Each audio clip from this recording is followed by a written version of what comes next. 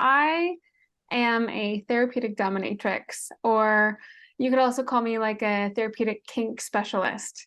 And so what I do is I use sort of the structure and dynamics and tools that you can find in kink and BDSM, and I use them to support people transforming their life. How do the tools in kink and BDSM help people transform their lives? Yeah, great.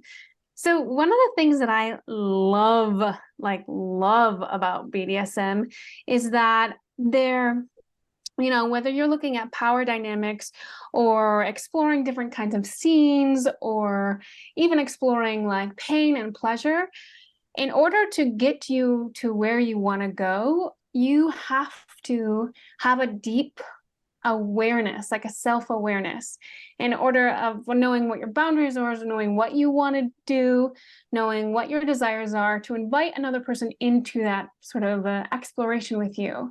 And so it heightens the need for direct communication and like a deep conscious skill set in order to do that.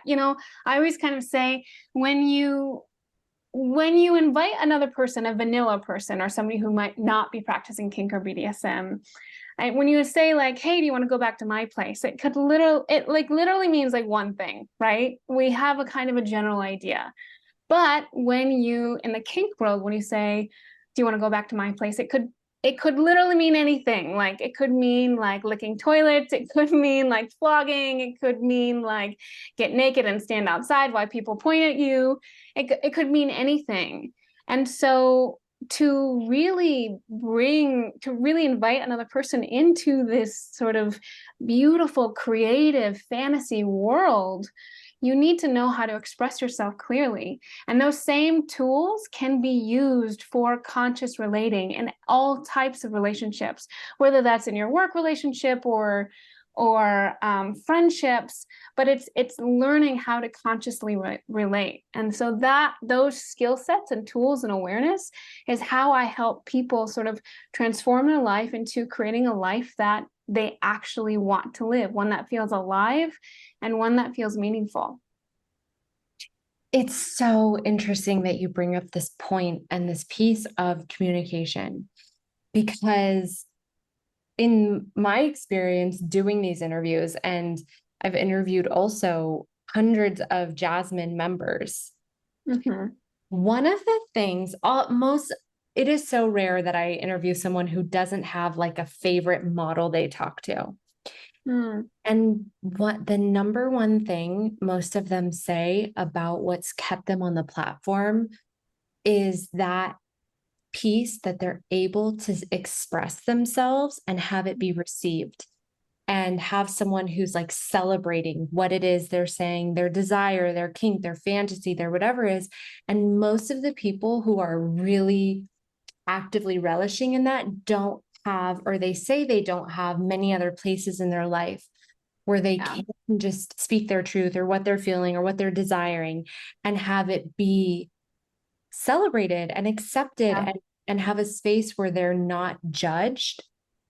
And I think that that environment, when someone finds that, is so bonding. When someone finds a space, a person, a thing, whatever it is, that allows them to just honestly speak their desires exactly as they are, their truth, and be held and accepted, it's Mm. so healing. That's, I think, one of the biggest things that I've learned from interviewing so many Live Jasmine members. Yeah, no, I really appreciate that. And honestly, like that's part of my mission. So I've been in the reproductive and sexual healing rights justice world for 10 years. I've worked in everything from abortion rights to birth doula to sexual assault prevention to rape crisis counseling.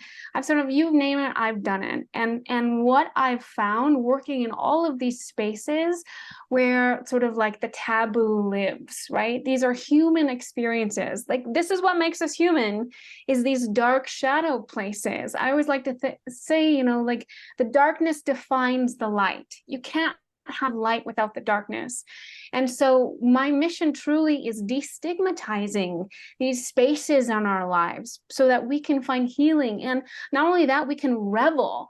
That this is what I also love about kink. It's like reveling in this like dark, like shadowy place that like where your fantasies live, or where sort of where we take the things that we are most afraid of and our bodies find pleasure in them, like celebrating those sticky places. It's just is what it's all about, man. It's like literally what it's all about. And so supporting like everyone to be able to do this. And as I continue on in this profession, I'm going to become more and more public.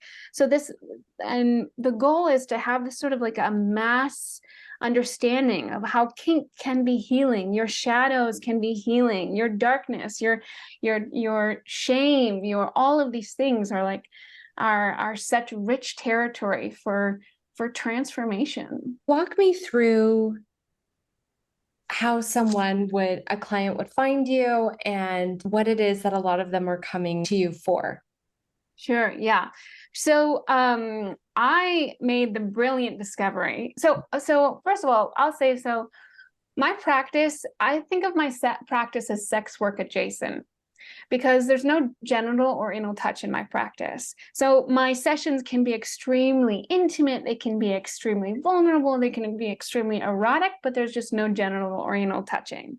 And so that's why I say like sex work adjacent.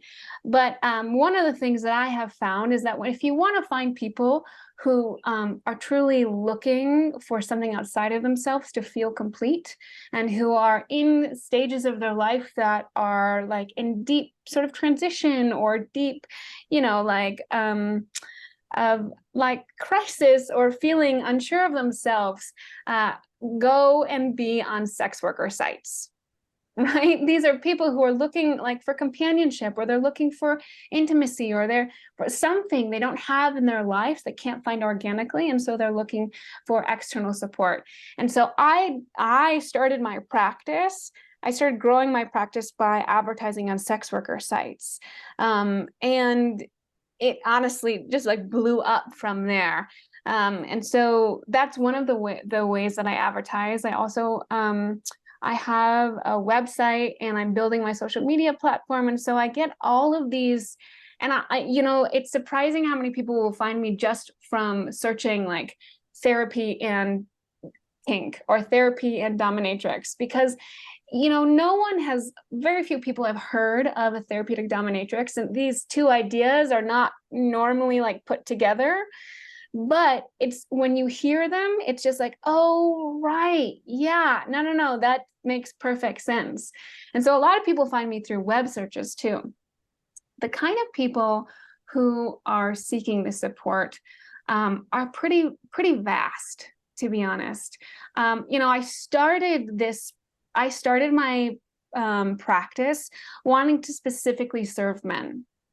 It's my belief that if after working for a decade in women's health and supporting women in all types of sort of crisis scenarios, again, through rape crisis counseling or abortion or pregnancy options, what I have found is that if you are just supporting women, you're like that work is so powerful and so important. But if you want to get to the root cause, if you want to get to changing policies and systems, you have to be working with men. Like we live in a patriarchal society, and men hold the power. And so what I started doing is moving from women's health and women's like advocacy, and starting to work with men. And so the idea that I originally had was sort of like, okay, like let's like, I'm a babe, right? Like I'm gonna put myself out as a babe and sort of just like come be with a babe, like you like, sexy things. And then it's sort of like sell them what they want and give them what they need. Right.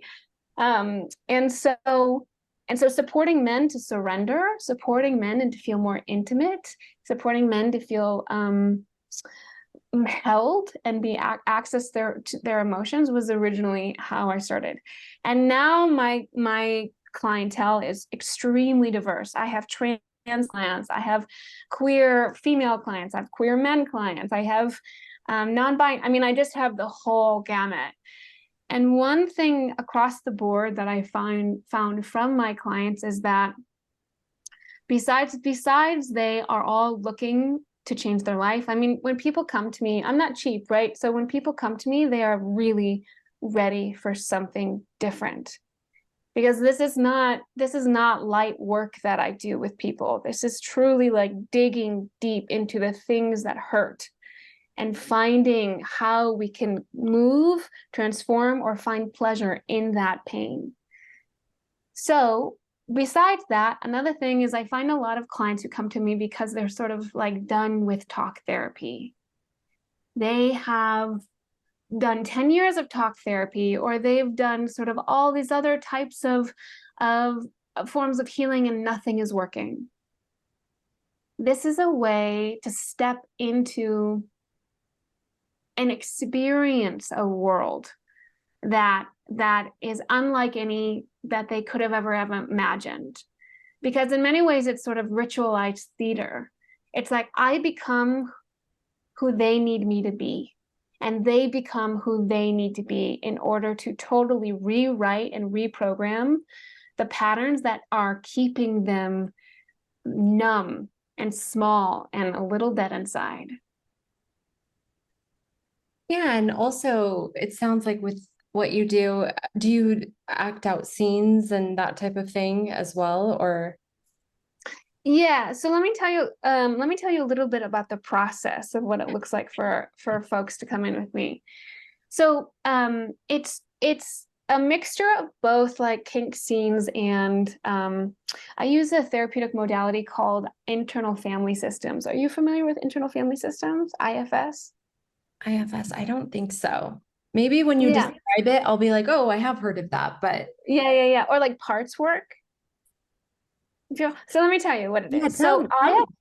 IFS is this idea that we all have many different sort of parts inside of us, characters inside of us, and each one has their own way of serving us. There are two different kind of parts. There are protectors, so they protect us from pain, or there's exiles, and they feel the pain.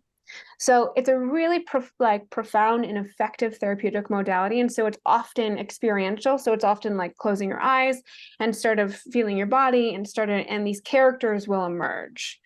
Um, and so it's a really beautiful way of structuring your internal landscape. Because what you'll see is like, oh, once you start to understand like what this character is, it's like every time I get jealous, right? This is like a specific character. Or every time I get like, I can feel like, get away from me, get away from me. That could be like a specific sort of part inside of us. And that part, yeah, has desires and it has fears. And it's either feeling pain or protecting us for pain. This is a modality created by a man named Richard Schwartz. Lots of books on it, and it's a pretty popular healing modality. So what I do is first we go in and we sort of understand, okay, what's the landscape here? What are all of these different parts that we have at play? What's keeping you from achieving what you want to achieve? What's keeping you from where's the pain located? And once we understand the sort of the the folks that we're working with, then we start to slowly get on our feet and we start to slowly integrate these parts into actual dynamics and actual scenes. So for example, the part of you that is like desperate to be loved, like, please love me, please love me. We all have that part because it's sort of what it means to be human. It's biologically wired into us from infancy to connect with our parents. So that part could be wounded in some way, or some way it keeps showing up in your life in a way that doesn't serve you because of parenthood, because of childhood, because of previous experience, whatever. And so going in with that part and creating sort of a kink scene with that part. What does that part need? What does that part need to feel? What does that need? Does that part need to be submissive, where it has my complete and utter attention, and perhaps I go into a mother role, a nurturing role, or perhaps that part needs to feel the care that is that is more a sort of a dominant and domineering in order to move the blocks and to find the healing that it needs. So it's sort of like, and also like, yeah. So I'll say that. So it's again, that's why I sort of say it's like ritual internal theater, because we start actualizing these things and spaces that are going on in your internal world anyway, but we start externalizing them so we can start moving things.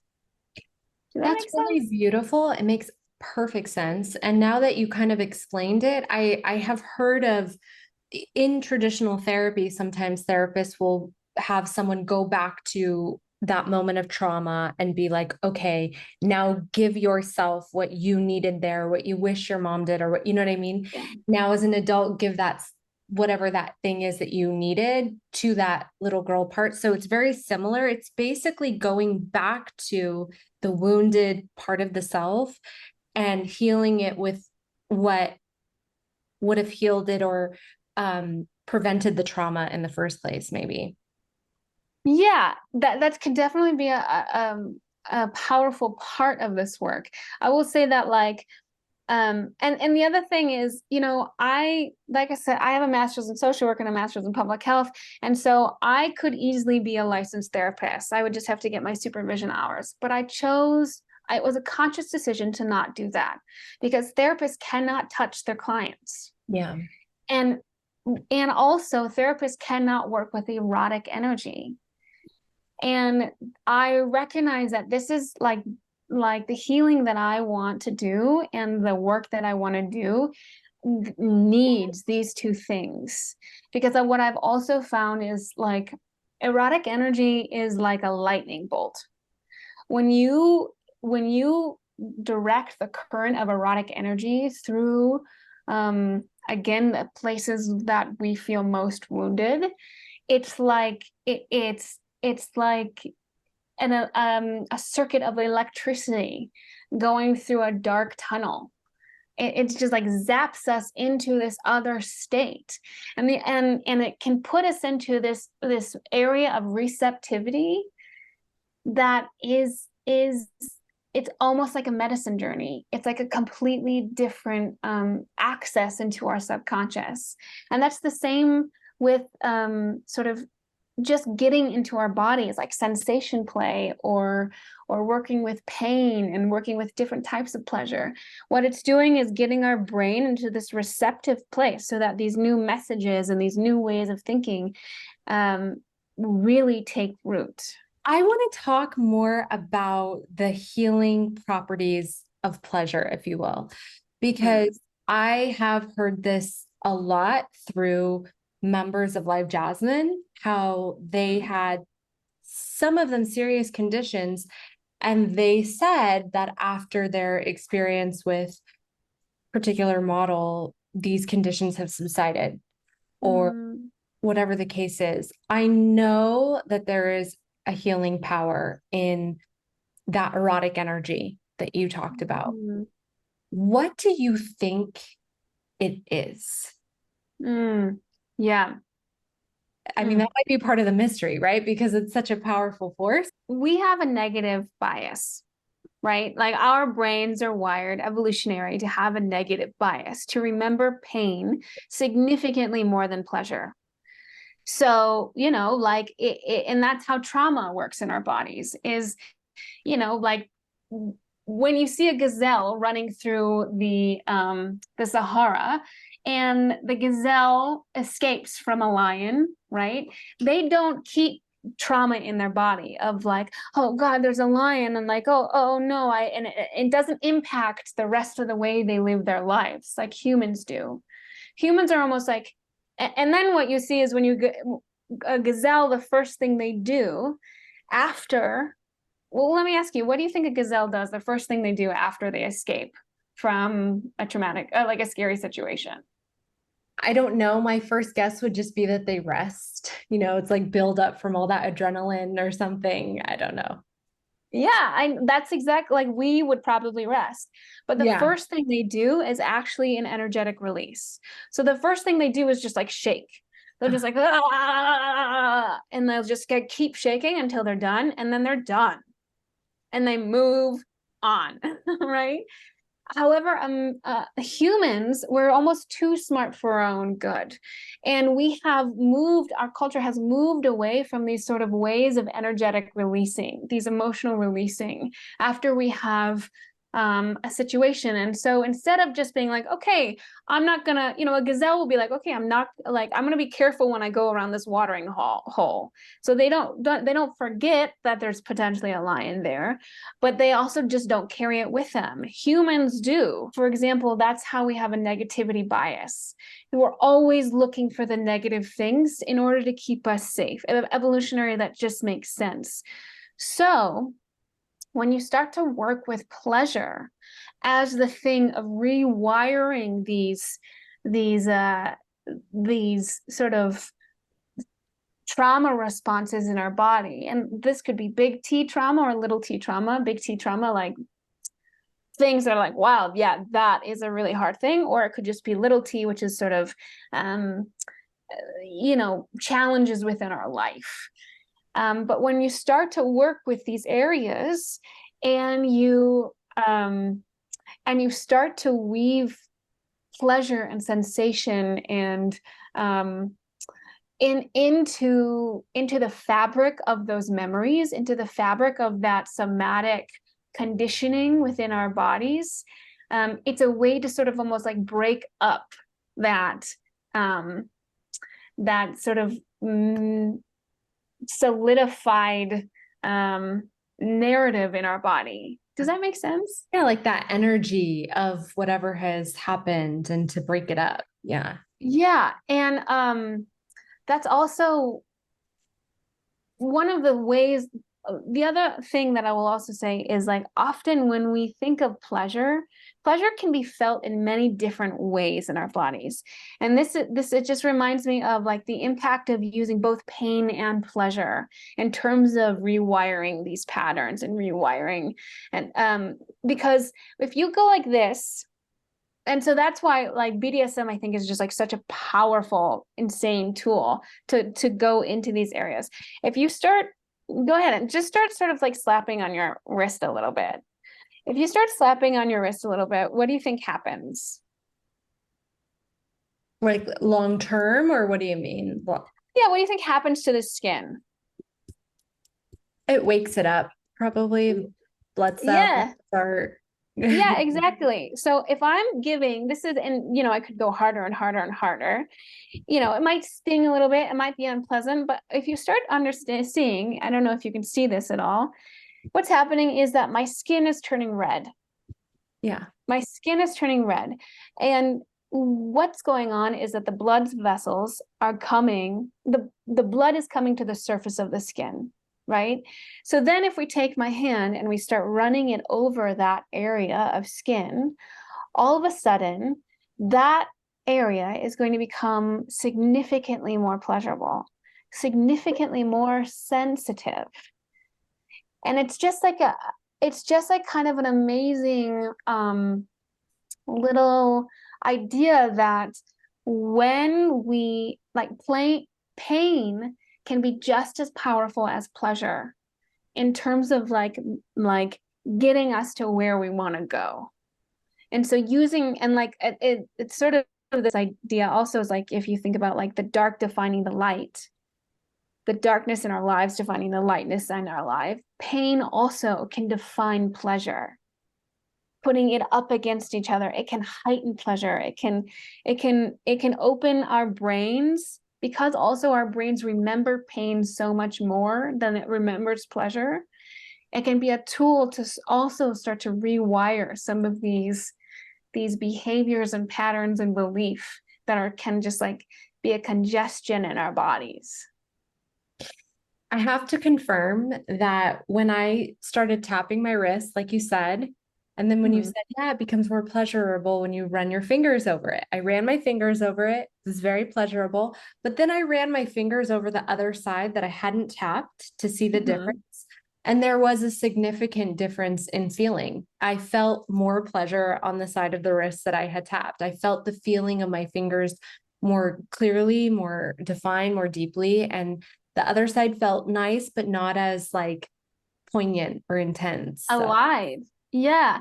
And I just love that that's why, I mean, my whole career, like like I said, like I've worked in some pretty heavy scenarios, right? Pretty heavy social service industries. And that's the thing that I have found is that if we can go into the scariest parts of our lives, if we can go into the things that we avoid most, and we can start to use these as a backdrop for play, for exploration, for intimacy, for connection, it's like nothing can ever hurt us. Does that make sense? Like if you can find pleasure in the things that you are most afraid of, all of a sudden the all of the mannerisms that are like things that we do to avoid pain just fall away, because it's like, wait a minute, pain is part of the pleasure. So like let's like open our arms to it and let it wash over us, because this is the best part of life. what is one of the biggest lessons, or maybe one of the most surprising things that you learned from starting to see clients and do this work? I think the thing that I found most surprising is sort of the extent that are so people are so desperate to surrender. People have such a deep yearning to be held and to fully release the most vulnerable, sensitive parts of themselves. And I knew that, I was like, obviously this is sort of the point of the whole thing, but I didn't realize like how profound it would be and how sort of effective it would be to really let people become like puddles in my hands, and what that would mean for their lives, for their families, for their communities, and to see that change happen so like efficiently. um it's sort of like I took a gamble and it paid off. Right, it's like I had no idea what I was doing, and to see it start working, and to see people actually like come into my sessions as one person, and then in a short amount of time, because I work in packages, so I see folks over a period of time, after a month, like walk out of my client sessions as like a completely different person. That has been really surprising. I think also the other thing is just sort of seeing the modality evolve. Because again, like I was sort of just throwing paint at a wall in the beginning. I was like, I don't know what this is going to be. I hope this is helpful. Like, but seeing the modality evolve from the feedback of my clients, it's like a true partnership. Because when we step into these roles, either as me as the dom, or in them as a sub, or even sometimes as them as a dom and me as a sub, like we're truly like we are discovering together where we need to go. It's honestly a true partnership. I have no idea what's going to happen at the beginning of a session ever. So that's been really surprising as well. That does surprise me that you notice that people are actually really wanting to surrender, because most people are not putting out that energy. They're putting out the energy of control and, whatever the case is. But to hear you say that in your experience of seeing so many clients, you see that beneath most people's hard layers, they're wanting that soft connection, or what would you call it? I don't know. Like, well, look, like literally there's lots of studies on this. The two things that drive people in every single choice that they ever make is love and belonging. Mm. All of life's decisions are boiled down to that. Am I going to be loved? And am I going to belong? Like when you start to understand that, it's almost like waking up from the matrix. You just see like ones and zeros everywhere. Is it love or belonging, or like what's going on? Oh, it's love and belonging. There's nothing more.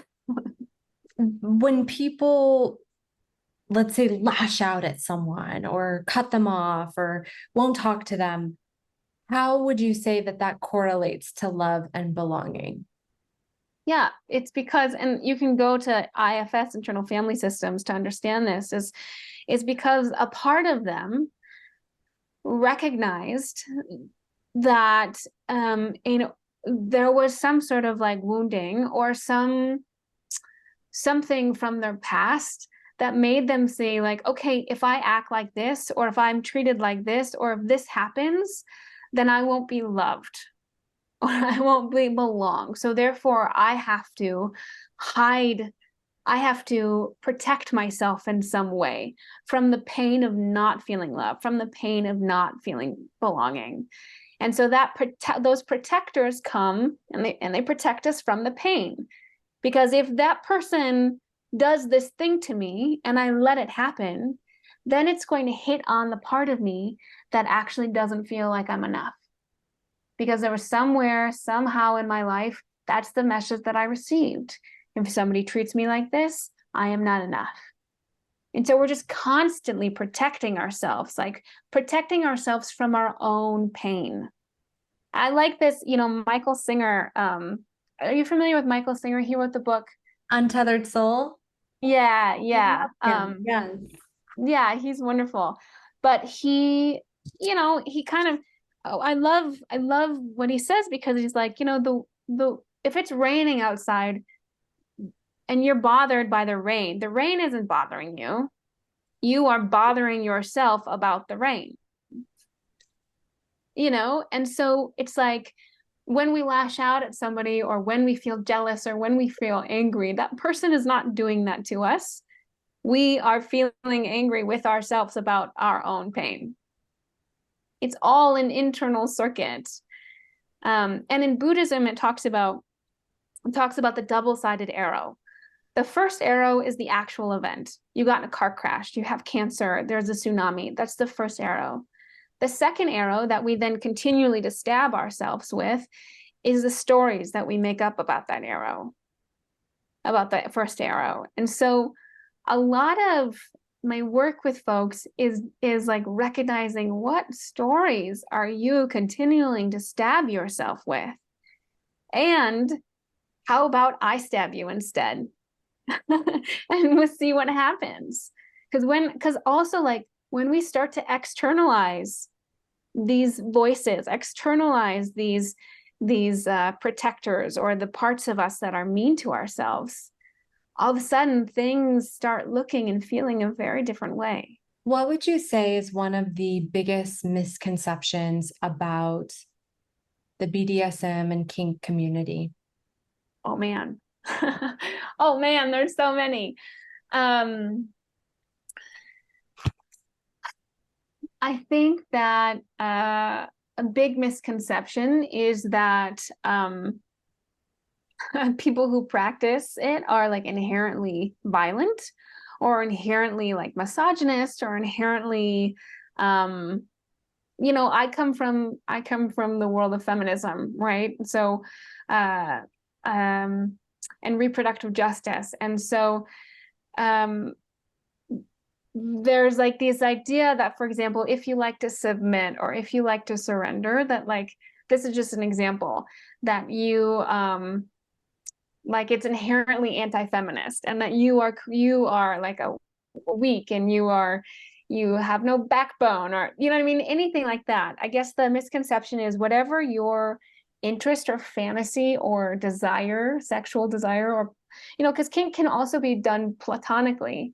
Whatever your desires are, it is in line with who you are outside of a kink space, right? So if I like to be put a collared on and told told that I'm like, I need to like sweep the floor with my hands or like whatever, or like that I want to be owned, that doesn't necessarily relate to how I walk through this world. And and I just want to note that or that like if somebody likes is a sadist and they get pleasure out of like giving somebody pain, or if somebody's a masochist where they get pleasure out of receiving pain, that's how they live in their life.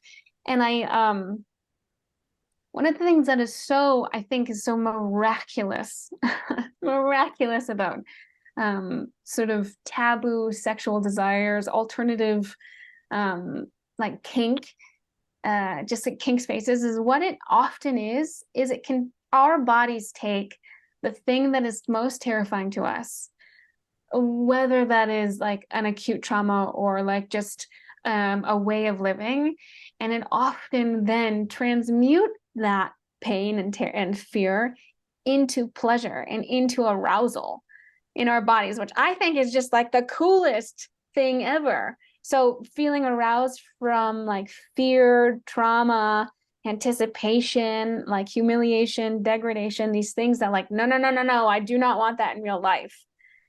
But then in a sexual scenario, it's like, ah, it feels like freedom. It feels like liberation.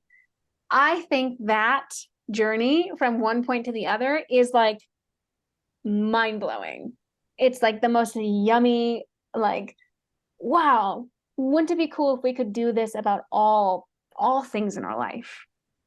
And so I think that folks who are kinky have superhero powers.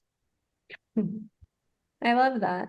I have heard that, I have heard that even from our models on Live Jasmine, when they are taking on the role of a dominatrix, and they'll say, I have a lot of high power, well-known top CEOs that are coming to my room.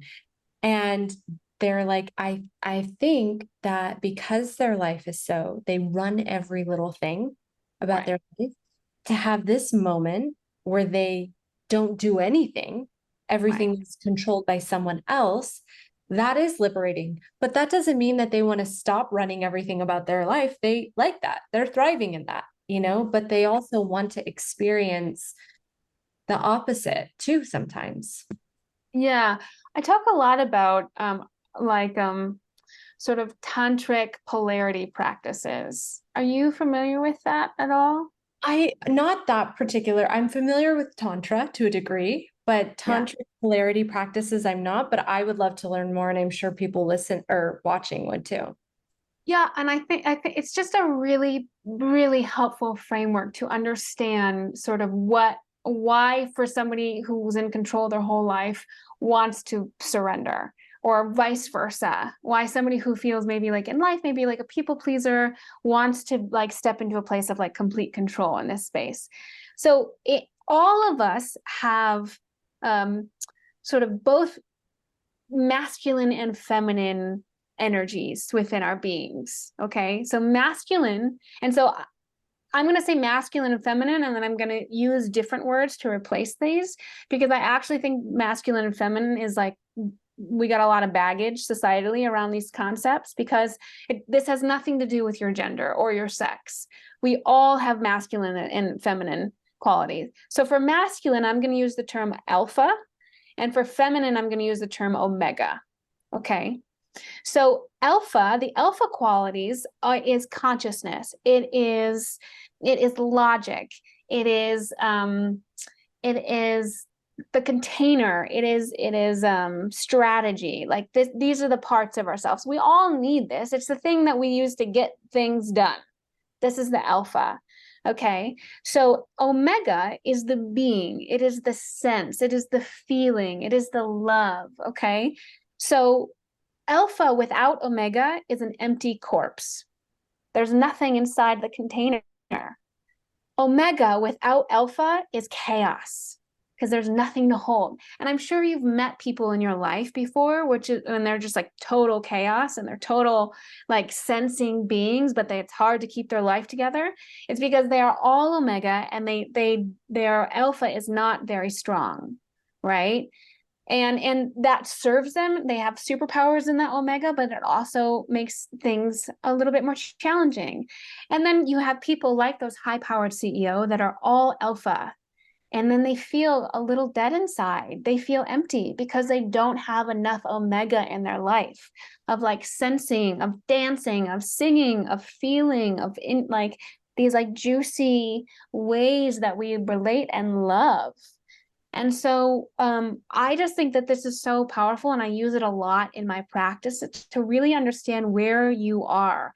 Are you more like, and the word tantra actually means, so tantra is an ancient practice, and so I don't really love to use the word tantra. It's just people recognize it because it is quite like, it's like a religion, and so I don't really want to appropriate that.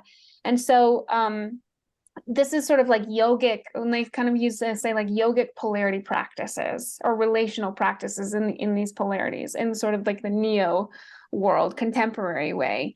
But so in understanding that, you can really start to see people more clearly. And so by giving them, so for example, if somebody comes into me, man or woman or trans or non-binary, whatever, they come in and they are a people pleaser, right? And they want to surrender. And like, that's what they want. They just want to finally be able to be in their full omega. They just want to finally just be able to, like, because there are so many parts of themselves that says like, I'm a man, I'm not supposed to want to do this in real life. And so they sort of like block themselves and they don't allow their full expression. And so to be able to fully just uh, goop feel without any alpha at all is such a powerful healing experience. But then while supporting them in that true expression of self, to support their life, we also may need to do work around strengthening their alpha and supporting them. Okay, what does it feel like for you to explore getting pleasure out of control?